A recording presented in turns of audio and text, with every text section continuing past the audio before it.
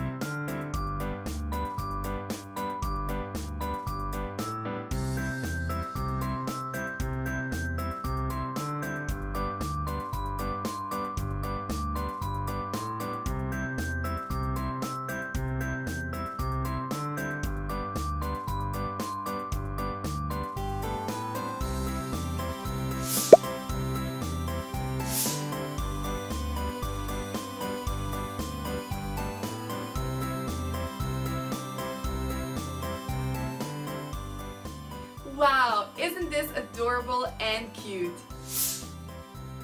I hope you enjoyed spending time with us. I want all your little ones to follow this video and make some gorgeous paper crafts. Stay tuned with us and do not forget to subscribe to our channel and like our video. Bye bye.